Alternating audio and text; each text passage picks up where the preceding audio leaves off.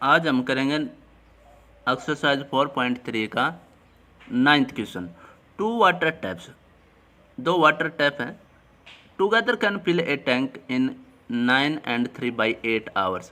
दोनों मिलकर, एक साथ मिलकर वो एक टैंक है, उस टैंक को इतनी देर में भर देते हैं। The tap of larger diameter, जो लार्जर डायमीटर का है, दो टैप हमारे पास है, नल है, तो एक का डायमीटर जो है वो बड़ा है और एक का डायमीटर छोटा है। तो लार्जर जो डायमीटर है उसमें से पानी ज़्यादा आएगा तो वो टाइम कम लेगा भरने में, ठीक है। तो larger the tap of larger diameter taken 10 hours less, तो 10 घंटे कम लिए। किससे लिए? The smaller one to fill the tank separately. अगर वे दोनों अलग अलग भरते हैं उस टैंक को, पहले मान लिया कि लार्जर टैंक ने भर दिया, फिर उसके बाद उसको एम्पेटी करके फिर उसको फिलअप किया गया स्मॉलर के द्वारा। जब हमने टाइम नोट किया तो लार्जर टैप ने 10 घंटे कम लिया। तो find the time in which each tap can separately fill the tank, तो दोनों मिलकर अलग अलग कितनी देर में भरेंगे ये हमें बताना है। तो हम मान लेते हैं उन्होंने कितना टाइम लिया, तो let time taken to fill the tank by smaller tap। तो स्मॉलर टैप का हमने मान लिया x आवर्स, कि उसने x घंटे में उसको भर दिया होगा। इसी तरीके से time taken to fill the tank by larger tap, तो लार्जर टैप ने कितना टाइम लिया होगा? उससे 10 घंटे कम लिए। उसने जितने भी टाइम लिया उससे 10 घंटे कम लिया है, तो x - 10 आवर्स आ जाएगा।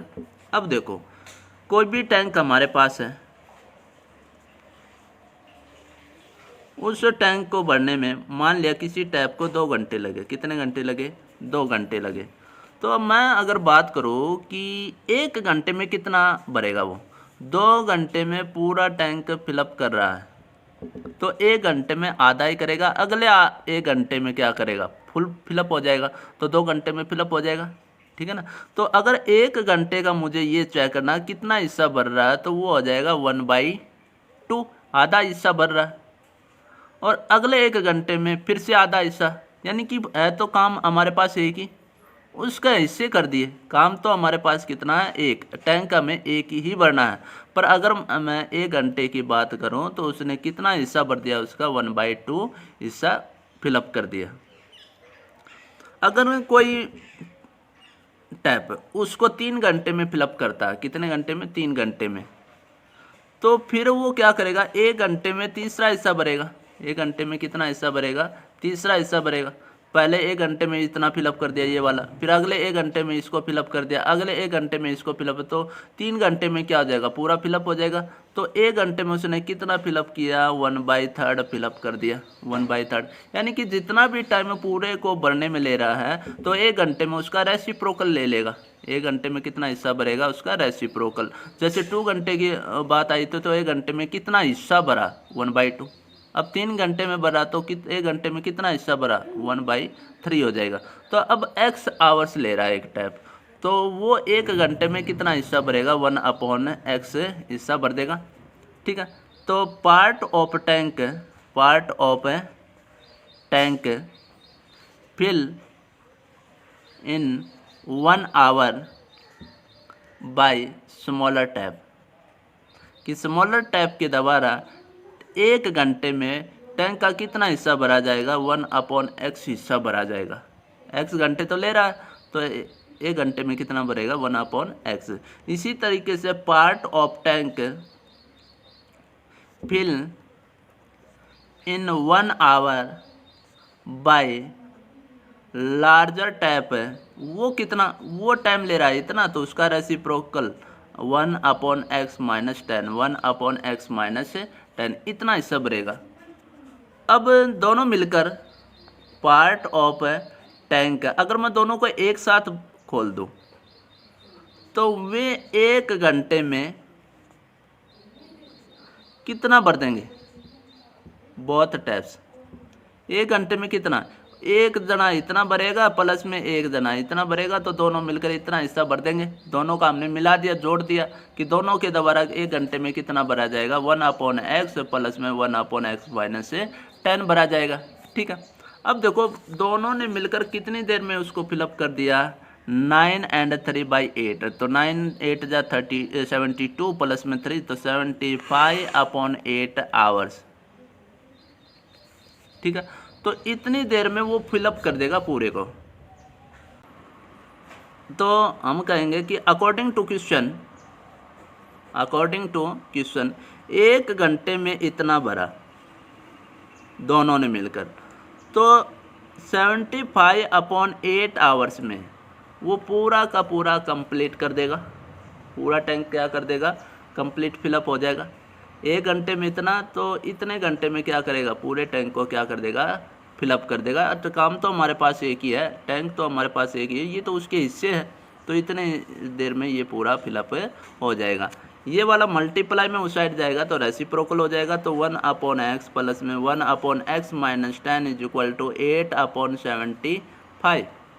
अब इनका क्या लेना हमें, एलसीएम, तो इसका एलसीएम आ जाएगा x इंटू एक्स माइनस का 10, तो x माइनस 10 प्लस में x इज इक्वल टू 8/75। तो यहाँ से क्या आ जाएगा, 2x माइनस में 10, उसकी मल्टीप्लाई 75 से, तो 2x माइनस 10 बनेगा ये, और अपॉन में x² माइनस में 10x बन जाएगा। ठीक है, यहाँ से क्या होगा, इसकी मल्टीप्लाई इसके साथ, तो 150x माइनस में 750 और इक्वल टू 8 की मल्टीप्लाई 8x² माइनस में 80x। इनको इस तरफ लेकर गए, 8x² माइनस में 80x माइनस में 150x प्लस में 750 इक्वल टू 0। तो इन सबको इस तरफ लेकर आए, ये माइनस का हो जाएगा, ये वाला प्लस का हो जाएगा। तो 8x² माइनस में ये आ जाएगा 230x प्लस में 750 इक्वल टू 0। 2 से डिवाइड कर दो, तो 4x² माइनस में 2 से डिवाइड किया तो 115x प्लस में इसको 2 से डिवाइड किया तो 37 और 5 इक्वल टू 0, ये हो जाएगा। तो अब इसको हम फैक्टराइजेशन मेथड के द्वारा सॉल्व करेंगे। तो हमारे पास 2 फैक्टर बनेंगे। एक तो पहले क्या करना है कि इस 4 की मल्टीप्लाई इसके साथ करेंगे, इस 4 की इसके साथ मल्टीप्लाई करेंगे तो 4 5 जा 20, 4 7 जा 28 और 2 33, 4 3 जा 12 और 3 15 हो जाएगा। तो ऐसे 2 नंबर हमें फाइंड आउट करने हैं जिनकी मल्टीप्लाई तो करें तो ये आंसर आए, और उनको ऐड करें तो माइनस का 115 आए। तो ऐसे 2 नंबर हैं -100 और -15, दोनों की मल्टीप्लाई करोगे माइनस माइनस प्लस और ये आंसर आ जाएगा। दोनों को ऐड करोगे तो ये आ जाएगा। ठीक है, तो 4x² माइनस में 100x माइनस में 15x प्लस में 375 इक्वल टू 0। अब यहाँ से 4x कॉमन आ जाएगा तो x माइनस में 25, यहाँ से 15 कॉमन लिया तो x माइनस में 25 इक्वल टू 0। x माइनस 25 दोनों में से क्या आ जाएगा, कॉमन, और इधर बचेगा 4x माइनस 15 इक्वल टू 0। तो या तो ये वाला 0 या ये वाला 0, तो x माइनस 25 इक्वल टू 0, या फिर आ जाएगा 4x माइनस 15 इक्वल टू 0 के इक्वल आ जाएगा।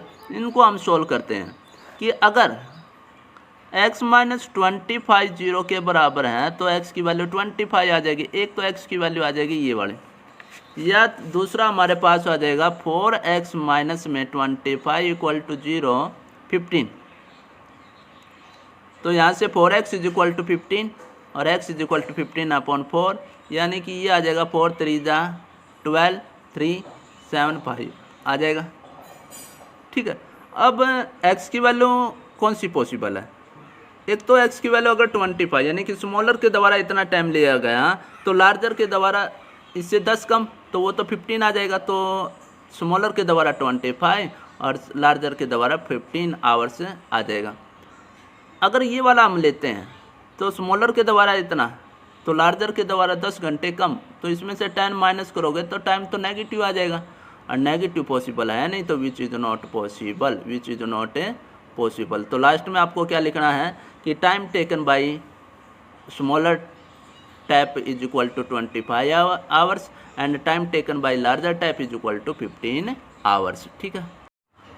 अब है 10th question, an express train takes 1 hours less than a passenger train, कि एक एक्सप्रेस ट्रेन जो है वो पैसेंजर ट्रेन से 1 घंटा कम लेती है। एक्सप्रेस ट्रेन इसका मतलब तेज चल रही है, तभी तो 1 घंटा क्या लिया, कम लिया। To travel 132 kilometre between the Mysore and Bangalore, इनके बीच का डिस्टेंस ट्रैवल करने के लिए the average speed of the express train, की एवरेज स्पीड जो एक्सप्रेस ट्रेन की है वो 11 kilometre per our more than ज़्यादा है किससे, that of the passenger train. तो find the average speed of the both train. तो हम पहले दोनों ट्रेन की स्पीड मान लेते, तो स्पीड ऑफ पैसेंजर ट्रेन वो हमने मान लिया x kilometre per hour, and the speed of express train. अब देखो एक्सप्रेस ट्रेन जो है वो 10 किलोमीटर पर आवर ज़्यादा चल रही है, मोर है, ज़्यादा है। तो इससे ही तो ज़्यादा किससे, पैसेंजर से। पैसेंजर की चल रही है x किलोमीटर, तो उसकी और भी ज़्यादा है 11 किलोमीटर पर आवर, तो उसको हमने क्या कर दिया, इसमें ऐड कर दिया। अब डिस्टेंस कितना ट्रैवल करना है, दोनों को ही डिस्टेंस 132 किलोमीटर ट्रैवल करना है।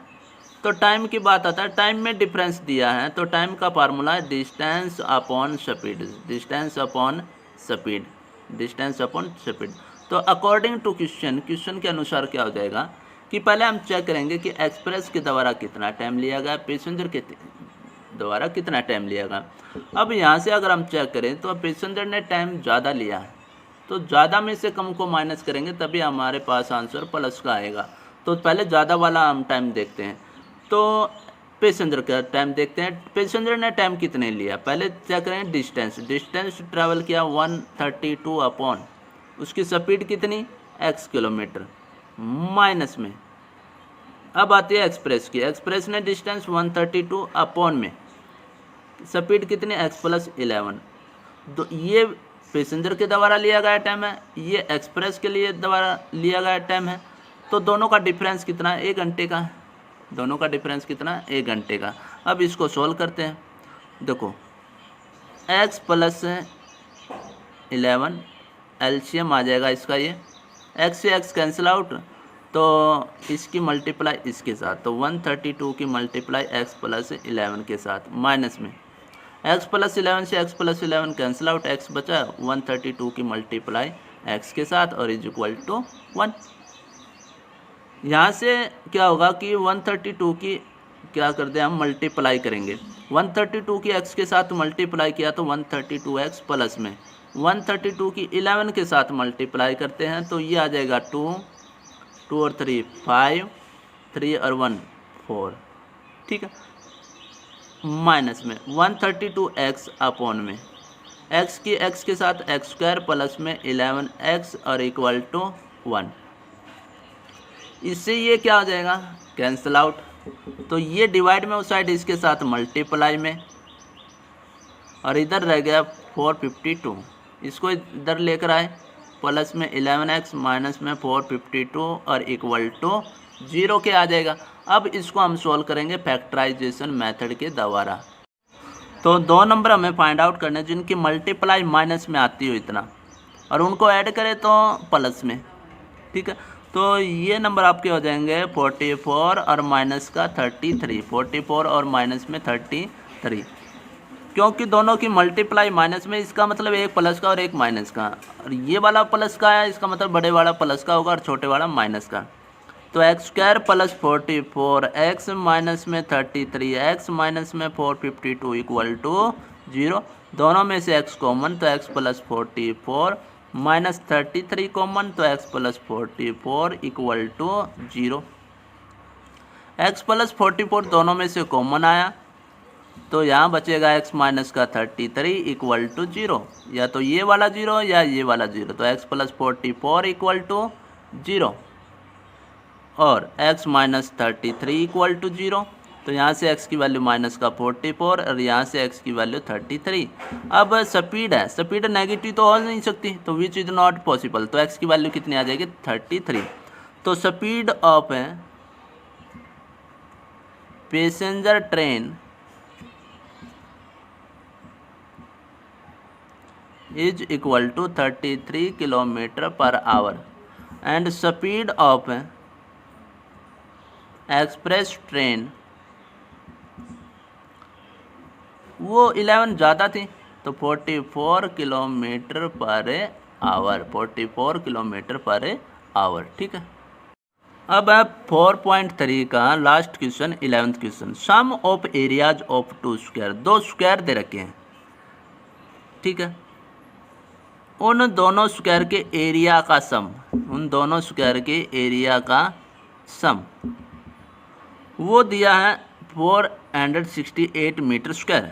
If the difference of their parameter, अगर उनके पैरामीटर का डिफरेंस दे दिया 24, तो find the sides of the two square, दोनों साइड स्क्वायर के साइड आपको बताने कितनी होगी। इसकी हमने x मीटर मान लिया साइड, तो इसकी हमने मान ली y मीटर। तो लेट द साइड ऑफ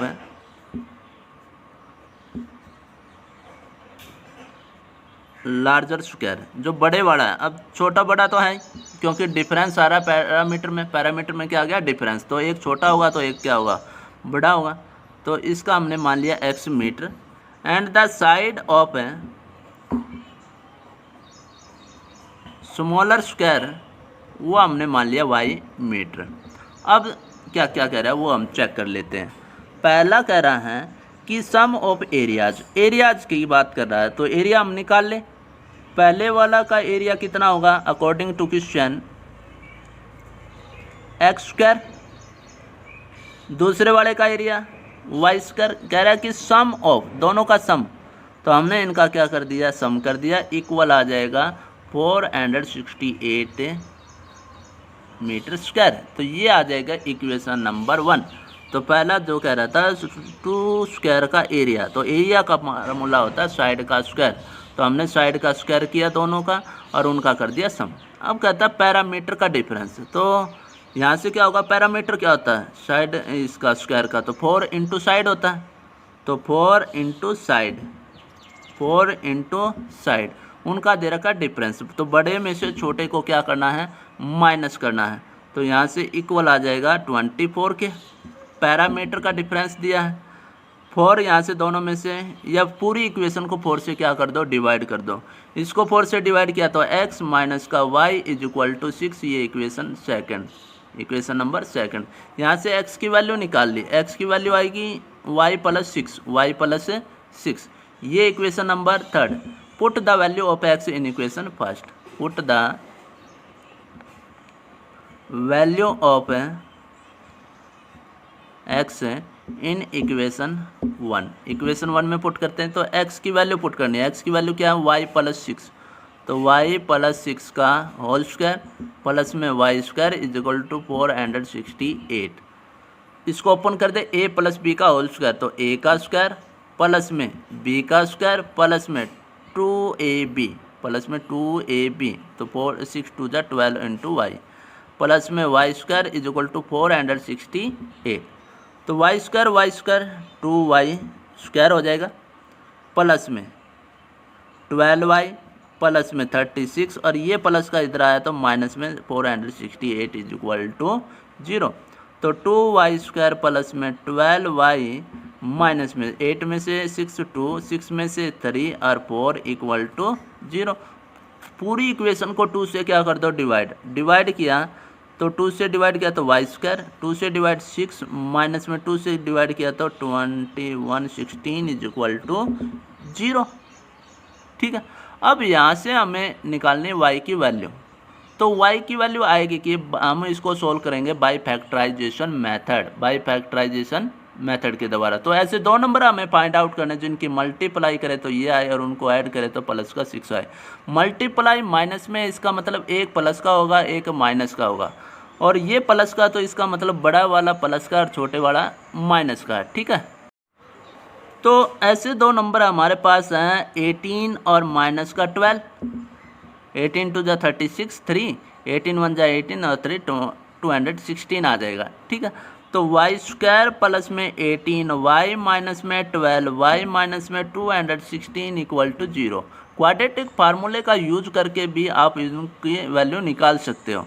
यहाँ से y कॉमन तो y प्लस 18, यहाँ से फिर माइनस 12 कॉमन तो y plus 18 equal to 0। y plus 18 दोनों में से क्या आ जाएगा कॉमन, तो यहाँ बच जाएगा y माइनस 12 इक्वल टू 0। अब मल्टीप्लाई 0 है, इनमें से एक 0 होगा, तो या तो y प्लस 18 इक्वल टू 0 या फिर y माइनस 12 इक्वल टू 0। तो यहाँ से y की वैल्यू आ गई माइनस 18 और इधर से आ गई y की वैल्यू 12। अब ये वाली तो पॉसिबल है नहीं, विच इज नॉट पॉसिबल, हम यहाँ क्या लिखेंगे, which is not a possible.